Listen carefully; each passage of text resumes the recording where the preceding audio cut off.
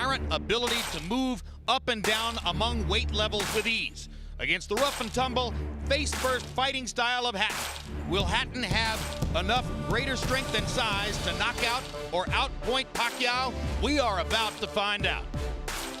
Pacquiao versus Hatton is being brought to you by MGM Grand, the city of entertainment in Las Vegas. Rockstar Energy Drink, party like a rock star. And by HBO Pay-Per-View, the best in pay-per-view entertainment, brought to you by HBO. One popular journal stated, it won't be a celebrity-studded crowd. Oh, really? Well, how about Jack Nicholson, the star of Entourage, Jeremy Piven, Denzel Washington in his New York Yankee cap, Cedric the Entertainer. Nearby Cedric, Mariah Carey with her group, including husband Nick Cannon, P. Diddy at ringside tonight, and also Jay-Z. So the music world and the movie world well represented here. Now quickly, let's take a look at the 140-pound weight class where Ricky Hatton is the linear champion and Manny Pacquiao is about to appear for the first time. The top line of the graphic reflects the organizational nonsense of governing bodies and belts. The best known of the belt-holding fighters, Timothy Bradley, one governing body stripped him a couple of weeks ago. The other two fighters, Kotelnik and Urango, still have belts. Bradley has one too. But the really good fighters, the best fighters in the picture, are Ricky Hatton, who's still the linear champion of the 140-pound weight class, Manny Pacquiao, who can become the linear champion by winning the fight, Floyd Mayweather, who is a potential targeted opponent for both of them, and against whom a fight would probably have to take place at a catch weight somewhere between 140 and 147. Juan Manuel Marquez, who's never fought against above 135, but it was now accepted an assignment to fight Mayweather somewhere above 140 later this summer, and if he wins that fight, could conceivably fight in the future in this weight division. Larry Merchant, as you've often said, there are some big questions to be answered and some answers to be questioned. What are the biggest? Jim, first, can Manny Pacquiao live up to the flattery that he's this generation's Henry Armstrong, a greatest among greatest? Can Ricky Hatton find a way to neutralize Pacquiao's lightning left hand to make a fight of it that can live up to this raucous party? And is this fight between champions from island nations at the end of great oceans coming to fight in America mean that boxing in the U.S. now is officially a global affair? In an hour, we'll have some answers and then some more questions, Jim. What a crowd, huh? What an amazing audience as these two fighters get ready to fight before their rabid followings. Emmanuel, before I talk to you about the fight, has any fighter in the sport ever had a following quite like Ricky Hatton's? No, there's never been a fighter that I know of probably the way that Ricky, he's an everyday guy. I fell in love when I was on a speaker tour about 3 years ago, and he came up and took over the tour with me. So I just love him. He's an everyday guy, you relate to him, and he gives his best, and regardless of what happens, he never complains. All right, the fight has been cast by most experts as a battle between Pacquiao's speed, fluidity, and skill, and Hatton's greater size and strength. Is there more to it than that? Well, I think it is a little bit more to it, but the size and strength does mean a lot. The fact that Ricky Hatton has been fighting at 140 pounds since the first day that he fought, which I think was about 12 years ago when he started off his career. And he's been at that level. Even though Pacquiao was fighting at 106 when he started, he was a young kid growing up. But Ricky is used to fighting stronger guys, bigger guys, and natural strength. I think he still is about a 5-pound bigger person. But the power of Pacquiao may neutralize all of that. I think the biggest thing that's been underestimated is Ricky Hatton's speed. I think he has speed himself. Unfortunately, his greatest signature fight he lost, and that was to Mayweather. And the greatest signature fight Pacquiao had, he looked sensational beating Oscar De La Hoya. And I think if we would balance out other things, the fact that Oscar was smaller comparatively, not as healthy, and the gifted talent of Mayweather plus the physical size really neutralized. So I think it's about a toss-up to me. Several times in recent years, we've told you these two styles conspire in such a way that there's almost no chance this won't be a great fight. There's almost no chance this won't be a great fight. Let's go to Michael Buffer now for pre-fight pageantry. Ladies and gentlemen, at this time, would everyone please rise for 3 national anthems. First, here to sing the national anthem of the Philippines, please welcome Martin Nievera.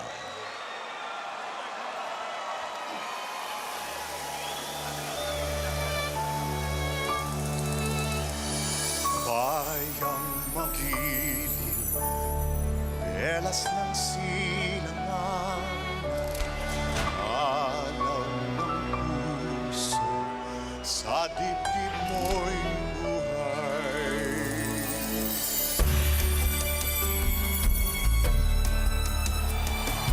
Upang hindi tulong ka ng magiging sa manggulupig, di ka pasisi sa dagat at bundok, sa simoyan, sa langit mong bukhaw. May dilag ang tula at awit sa paglayang minamahal. Ang kislap ng watawat mo'y tagumpay na nagniningning. Ang bituin at araw niya kailan pamay di magdidilim. Lupa ng araw ng walhating pagsinta, buhay ay langit sa piling mo. At di kaya na pag may mang-aapi ang mamatay na dahil sa'yo.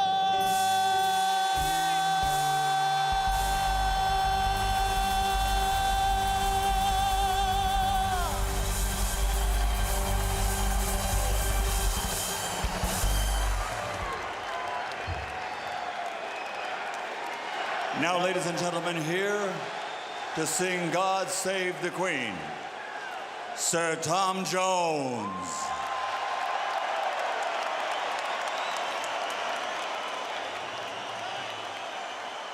God save our gracious Queen, long live our noble Queen. God save our Queen, send her victorious, happy and glorious, long to reign over us. God save our Queen.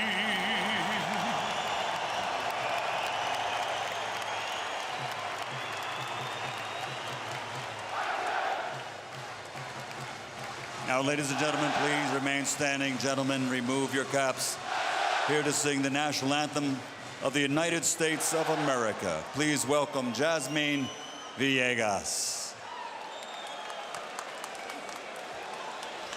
Oh, say, can you see by the dawn's early light what so proudly we hailed at the twilight's last gleaming, whose broad stripes and bright stars through the perilous fight o'er the ramparts we watched were so gallantly streaming, and the rockets' red glare, the bombs bursting in air, gave proof through the night that our flag was still there. Oh, say does that star-spangled banner yet wave o'er the land of the free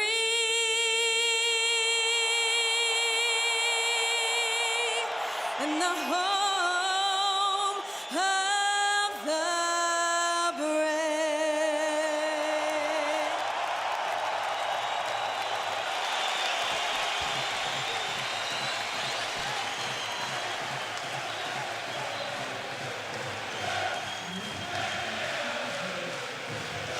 Jim. Tail of the tape for Manny Pacquiao versus Ricky Hatton. You can see that they are even numerically in age. Hatton just a little bit older than Pacquiao. A 1-inch height advantage to the Filipino fighter, who is regarded by many as the smaller man. Arm length advantage also to Pacquiao by 1 inch, measured from the armpit to the end of the fist.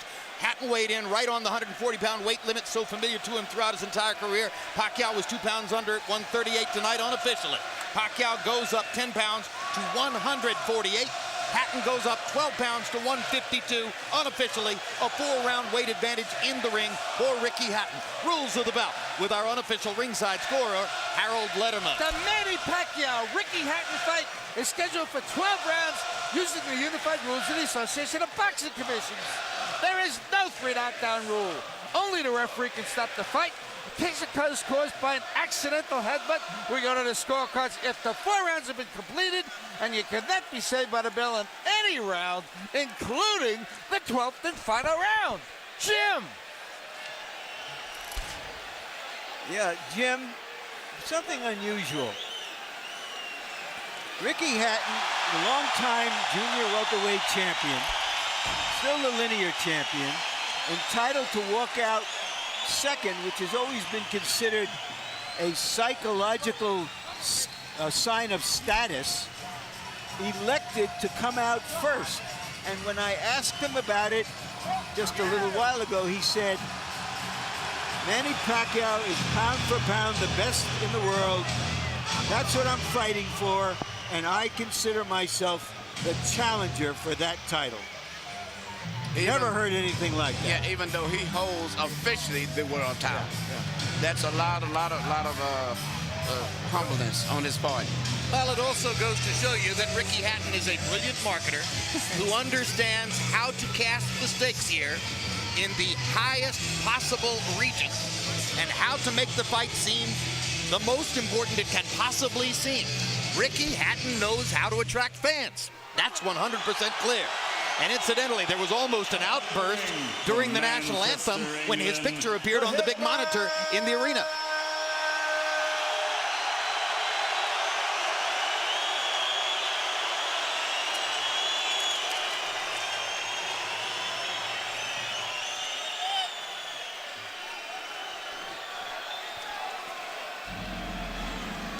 And here he comes.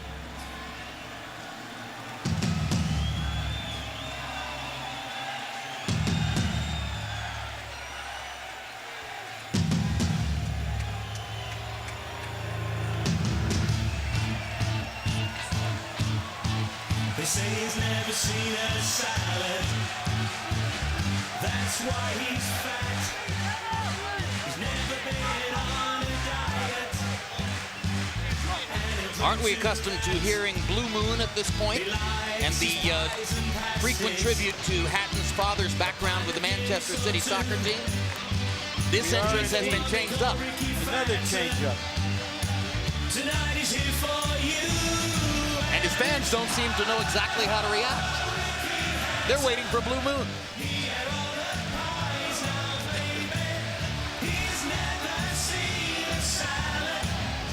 In his last performance here against Paulie Malignaggi, he says that he showed the improved boxing skills provided by trainer Floyd Mayweather. And said that he returned to the scene of the crime when he lost to Mayweather to get rid of the evidence. One question surrounding tonight's bout. Will he actually try to box, or will he throw himself at Pacquiao and try to establish physical advantages early? And now here comes Blue Moon.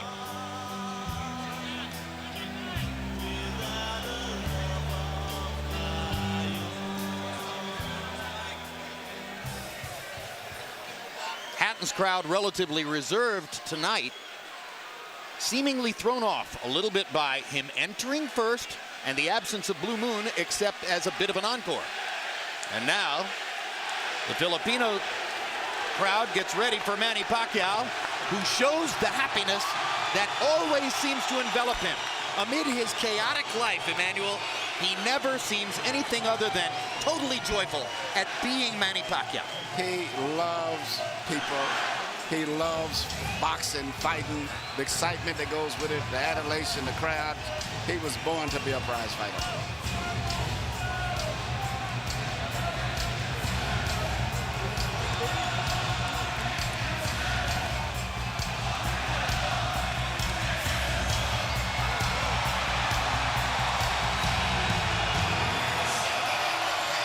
Neither one of these fighters walks to the ring like they think it's the last mile. No matter how many times they do it, it's like the first mile.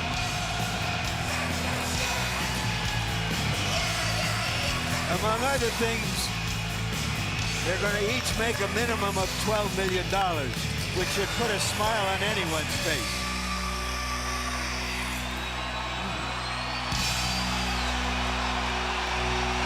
Coming to the ring from the Philippines, the Pac-Man.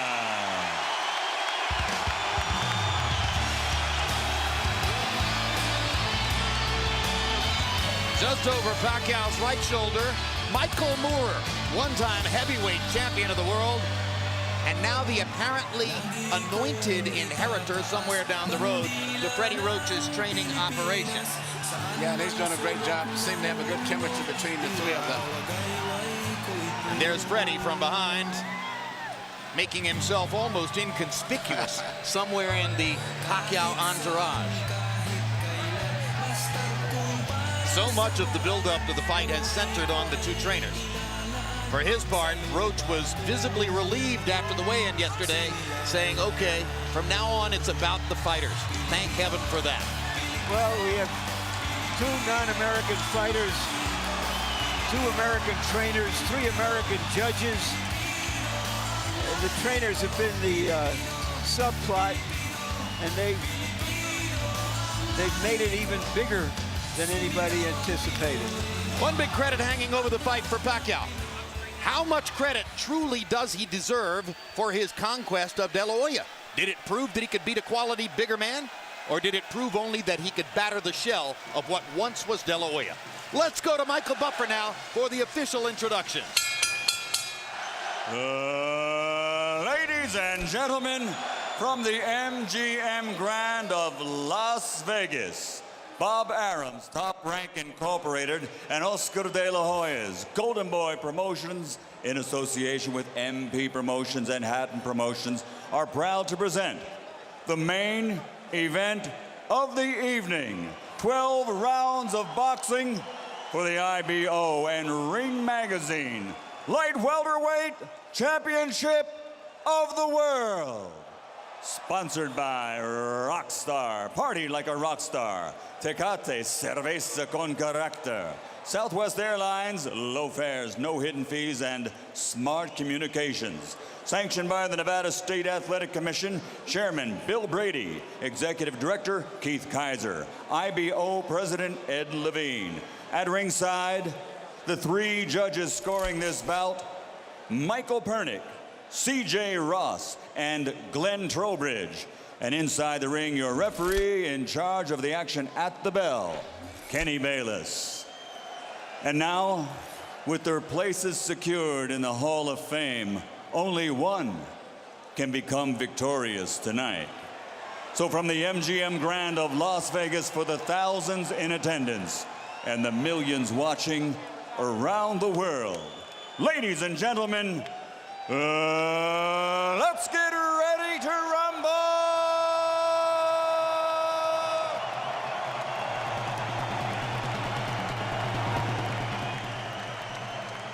Fighting out of the blue corner with his head trainer, Floyd Mayweather Sr., wearing black with white and silver. Official weight, 140 pounds. Professional record, 46 fights. 45 victories, including 32 knockouts, with only 1 defeat. From Manchester, England, the 3-time world champion and reigning, defending IBO Ring Magazine Light Welterweight Champion of the World, Ricky Hitman Hatton.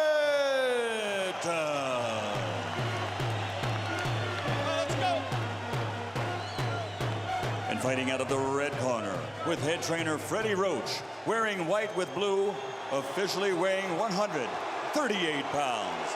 Professional record, 53 fights, 48 victories, including 36 knockouts, 3 defeats and 2 draws. From Sarangani Province, Philippines, the 5-time world champion, currently recognized as pound for pound, the best fighter in the world, Manny Pac-Man Pacquiao.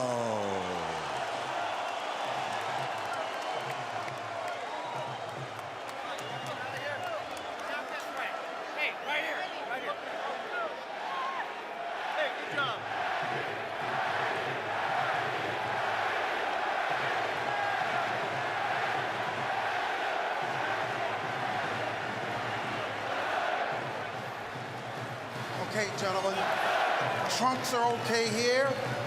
Trunks are okay here. Now, gentlemen, we went over the rules in the dressing room. I want to caution you to keep the fight clean at all times, protect yourself at all times, and what I say you must obey. Good luck.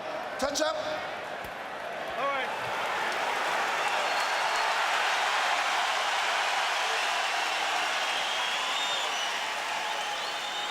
They are warrior kings with armies of fans who follow them to the battle. Now they will be alone in the battle.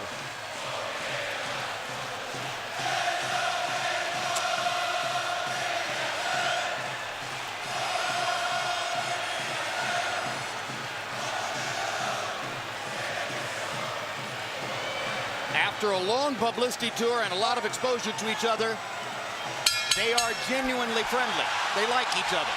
It should not show up in the fight. No.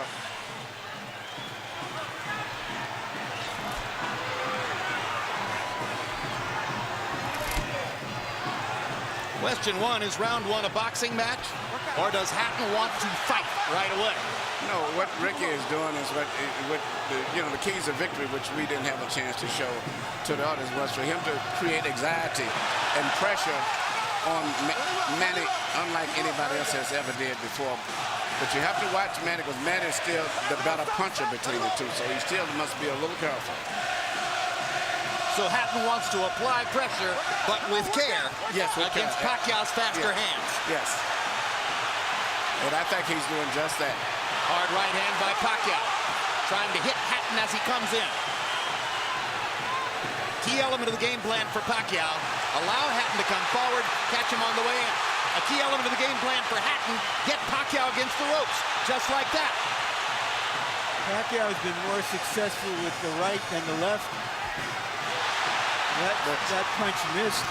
There's the right again landing. Quick right hooks are landing for Pacquiao. The left hand is overshooting the target. This fight is living up to the anxiety that the fans expected and the intensity. It's going to be an important factor to see how Kitty Bayless handles this fight, because it could be exciting and it could end up being a very wrestling type match also. Great right hand for Hatton, glazed across the face of Pacquiao. Hatton's face is already red. I thought Pacquiao landed the right hook. Work out, work out, work out.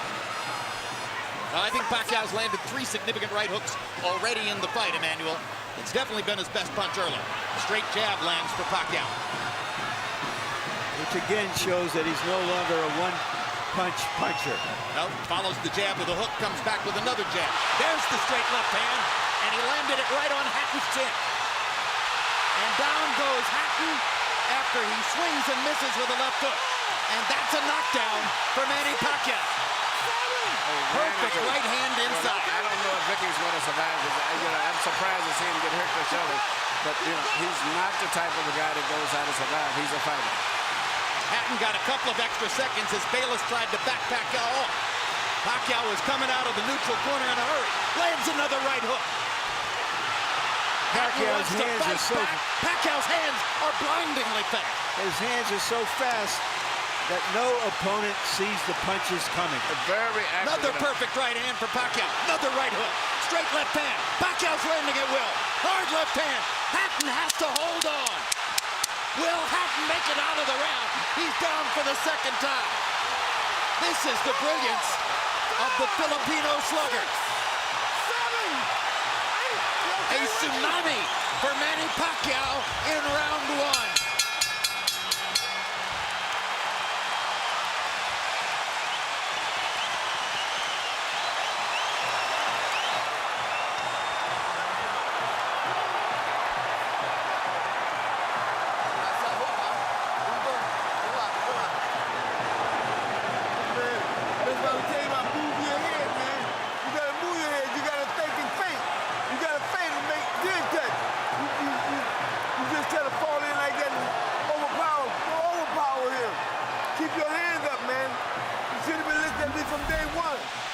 Here's the first knockdown, Emmanuel.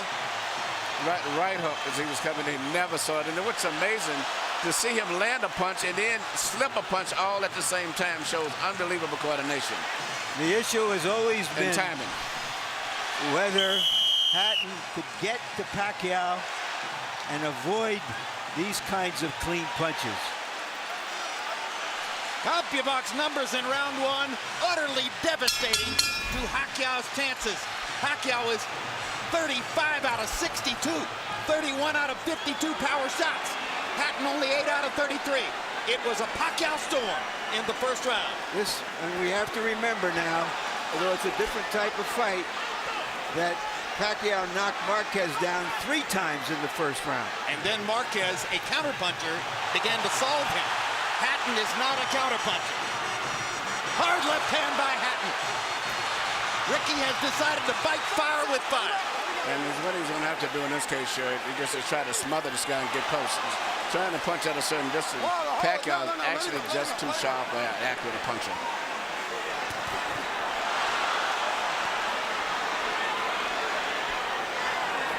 You heard Floyd Mayweather saying to Hatton, you can't just jump all over him. You've got to move your head. You've got to think. You've got to do the things we talked about in training camp. Hatton seemed to believe that he could physically overpower Pacquiao from the beginning. Yeah, he knew in the beginning he was going to take the risk of getting caught, and he did. Because, coming in, Pacquiao still is the puncher.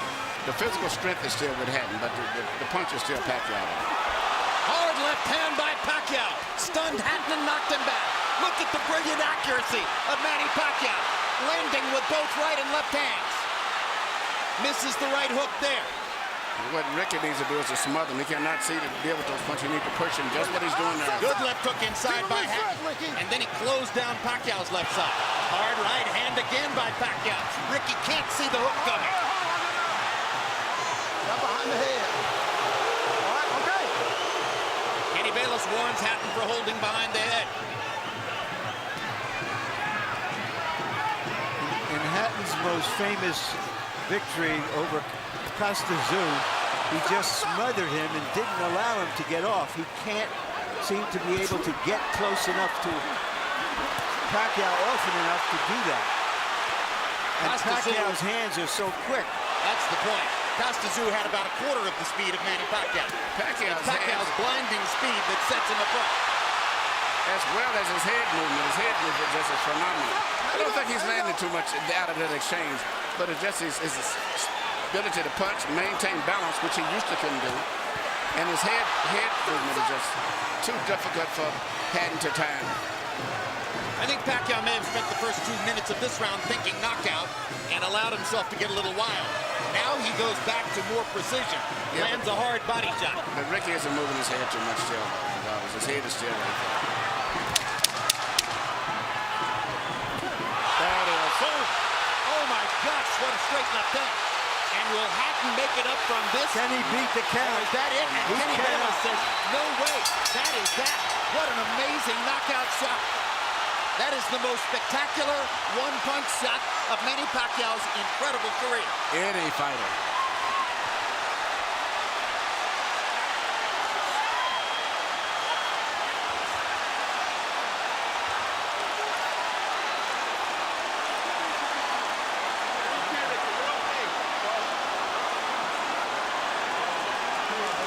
And I'm not sure if they're doing the right thing by moving Hatton around. I'm not a medical guy, but he's in very bad straight stick shape.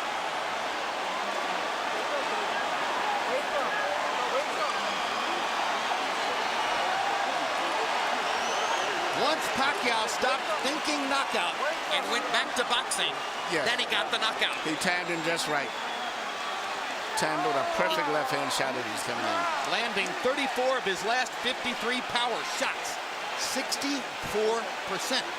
And you know, Jim, the interesting thing is, before this fight tonight, he had shown this kind of power against the best featherweights, Barrera, Morales. Take a look at this. Take a look at this. This is a perfect time. That was super slow motion. Yeah, and he never saw timed him coming in. It's the first time he's knocked out somebody like this since he was at 130 pounds. And Hatton's head hit the canvas very hard. He was knocked out as soon as the punch Double landed. jeopardy. He was unconscious from the moment he caught that shot. Goes to the canvas in the proverbial heap, and boom. Out of our camera range at that angle, the head pounded against the canvas. Here's another look.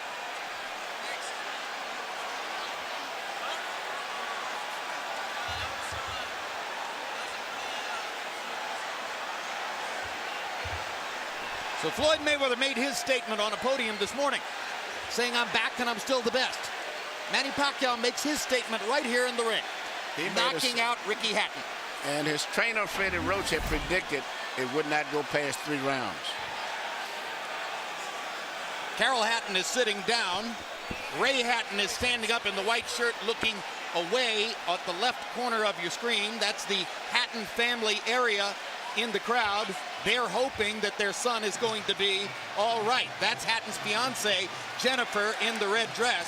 And you can see the emotion on her face at this very moment. There's Ricky. And as we look at Ricky, we'll go up to Michael Buffer for the official particulars on the knockout.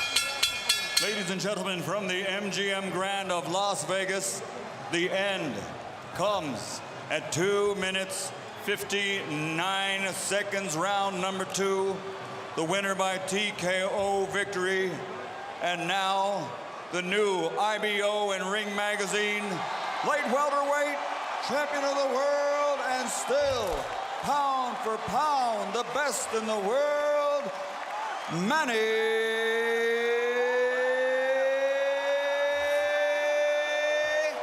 Pac-Man Pacquiao.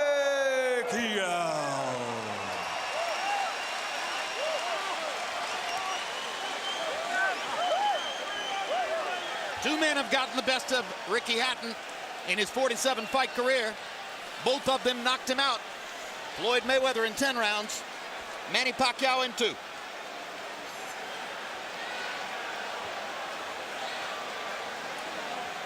And all credit to Pacquiao's trainer, Freddie Roach, who was angry about the publicity, angry at everything that Hatton's trainer said about him, and said, "My man will knock out Ricky Hatton within 3 rounds." He did it. 73 landed punches for Pacquiao out of 127 thrown. In other words, he practically couldn't miss. 18 out of 78 for Hatton, who was still scratching and sniffing and looking for some way to be in the fight at the moment when the end came.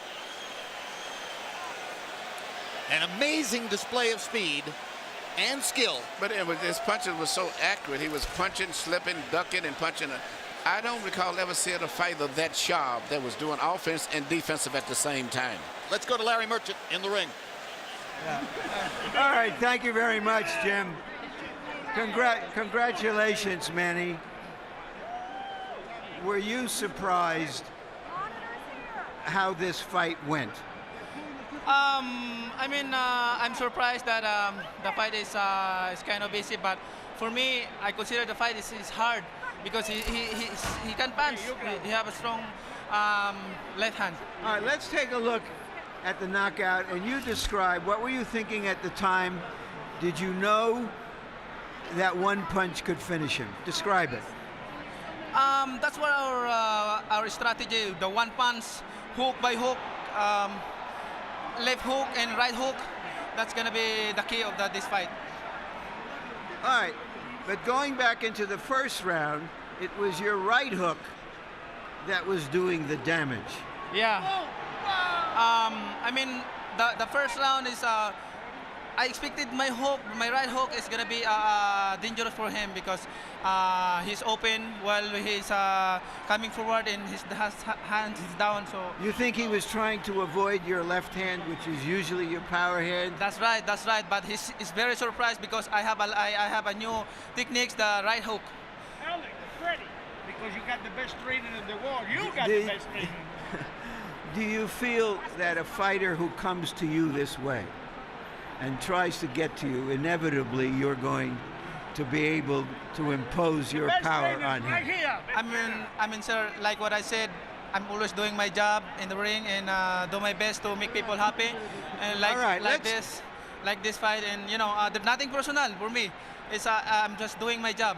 All right, speaking of doing a job, let's go back to the first round and take a look at the knockdowns and describe them. The first knockdown.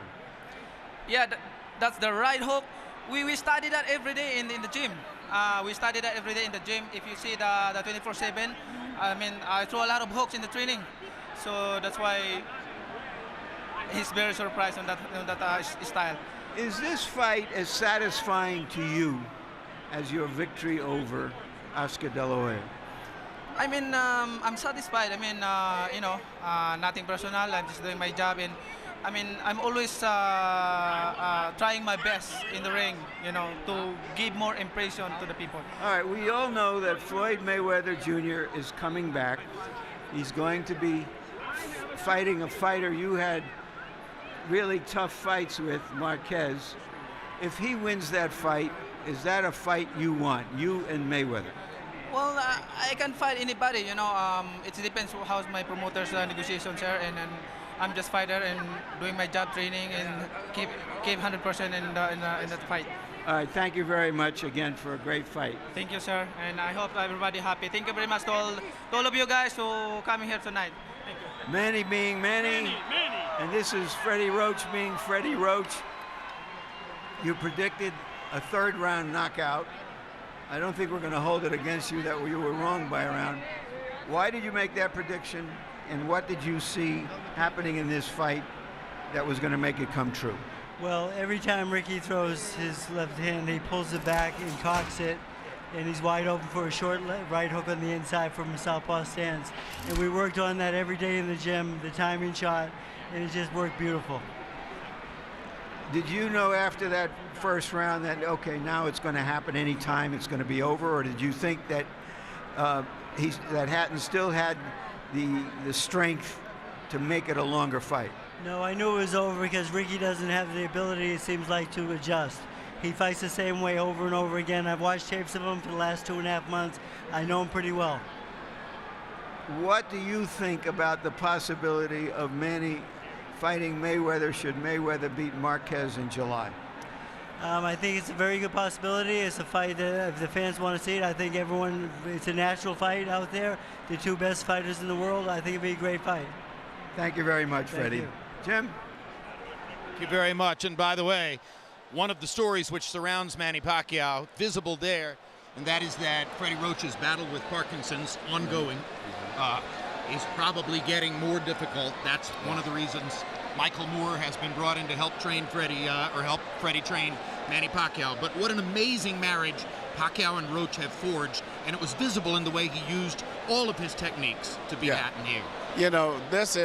This is Freddie Roach's signature fighter. Everybody has the one fighter that you're identified with. I've had 3 between Thomas Hearns and Lennox and now Klitschko, but the chemistry between them is just fantastic.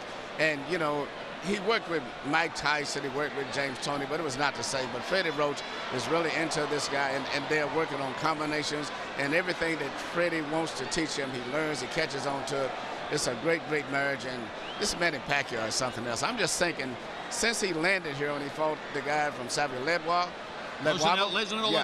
and since he came here, I mean, all of the great fights he's been in, I'm just thinking about him, Morales, Barrera, and the Marquez, and De La Hoya, And now his fight will be fighting Ricky. 3 with Morales.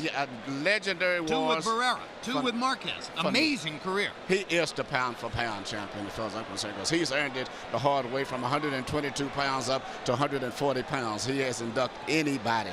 And here's the most amazing part to me, Emmanuel. His life is visible chaos. I mean, there are very few of us on the planet who will have to put up with as much in terms of responsibility and the confusion which surrounds him and the difficulties that he faces naturally from his upbringing and the country in which he lives than Manny Pacquiao. And he hit the big time about 5 or 6 years ago. And since that time, he has evolved from being essentially a double jab left cross fighter to a guy who can do anything.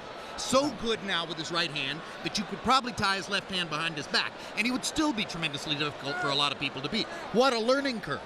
He can do everything. That's what makes him so complicated. Yeah, and he's obviously very smart. Yeah, he can do it. Feet, hands, uppercut, jab, body punches, head movement, footwork, everything. He's got it all.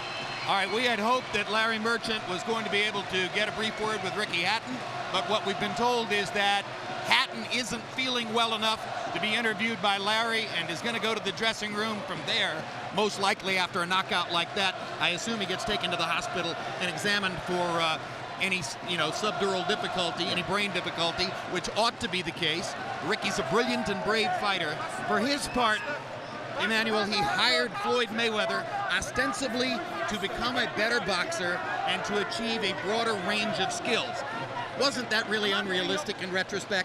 Well, you can't change everything, especially when you're an over-aggressive fighter the way that he is. In both of his losses, he ran into punches, so to say. His big loss, he walked in, he just overly aggressively loses his balance, and his mind gets so much set on offense, he doesn't think about defense. But nevertheless, he's been a great, exciting fighter. He's been great for boxing and brought a lot of excitement here to Las Vegas. Whether it's a rematch against Marquez, and a lot of people want to see that third fight, or it's a battle against Floyd Mayweather if Mayweather is able to beat Marquez in July.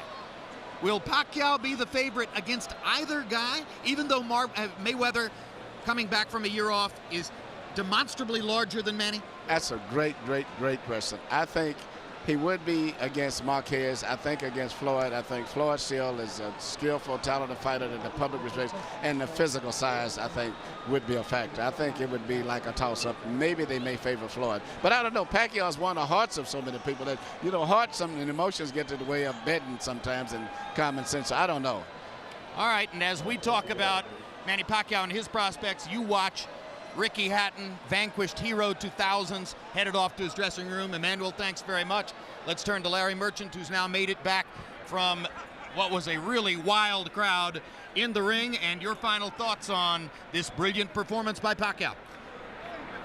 Very often you have no idea what you're going to get out of that boxing's box of chocolates when you open it up. But this was an occasion when many people thought, well, we were going to get some cherries with chocolate on it, and that the burden of proof was on Hatton to show that he could come forward and survive the early rounds to make it a long, hard fight, and he couldn't. Earlier we asked the question, can Manny Pacquiao live up to the flattery of being called this generation's Henry Armstrong?